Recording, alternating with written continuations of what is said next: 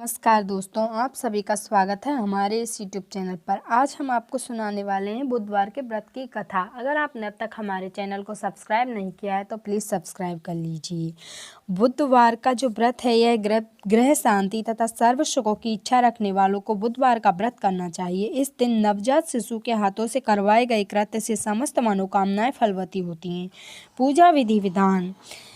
इस व्रत में रात दिन में एक ही बार भोजन करना चाहिए। इस व्रत के समय हरी वस्तुओं का उपयोग करना श्रेष्ठ माना जाता है। व्रत के अंत में शंकर जी की पूजा धूप दीप बेलपत्र आदि से करनी चाहिए। साथ ही बुधवार की कथा सुनकर आरती के बाद प्रसाद लेकर जाना चाहिए, बीच में नहीं जाना चाहिए।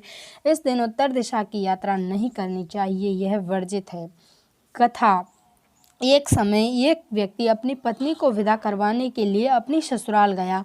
वहां पर वह कुछ दिन रहने के पश्चात उसने सास ससुर से अपनी पत्नी को विदा करने के लिए कहा, किंतु सबने कहा कि आज बुधवार का दिन है, आज के दिन गमन नहीं करते।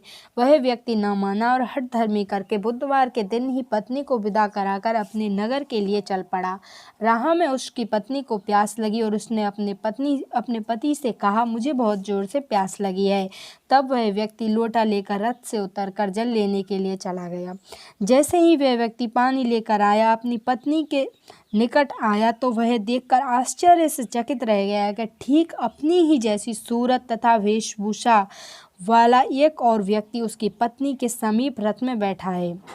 उसने क्रोध से कहा कि तू कौन है जो मेरी पत्नी के निकट बैठा हुआ है। दूसरा व्यक्ति बोला, यह मेरी पत्नी है, मैं अभी अभी ससुराल से विदा कराकर ला रहा हूँ। वे दोनों व्यक्ति परस्पर झगड़ने लगे। तभी राज्य के सिपाही आए और लोटे वाले व्यक्ति को पकड़ने लगे। स्त्री से पूछा गया कि तुम्हारा असली पति कौन सा है। तब पत्नी शांत ही रही, क्योंकि दोनों एक जैसे थे। वह किसे अपना असली पति कहे। वह व्यक्ति ईश्वर से प्रार्थना करता हुआ बोला, हे परमेश्वर, यह कैसी लीला है कि सच्चा झूठा बन रहा है। तभी आकाशवाणी हुई कि मूर्ख, आज बुधवार के दिन तुझे गमन नहीं करना था और तूने किसी की बात नहीं मानी। यह सब लीला बुद्धदेव भगवान के। उस व्यक्ति ने बुद्धदेव से प्रार्थना की और अपनी गलती के लिए क्षमा मांगी। तब बुद्धदेव जी अंतर ध्यान हो गए और वह अपनी स्त्री को लेकर घर आया तथा बुधवार का व्रत भी दोनों पति पत्नी नियम पूर्वक करने लगे। जो व्यक्ति इस कथा को श्रवण करता है तथा सुनाता है, उसको बुधवार के दिन यात्रा करने का कोई दोष नहीं लगता। उसको सर्व प्रकार के सुखों की प्राप्ति होती है। यहीं पर यह कथा समाप्त होती है।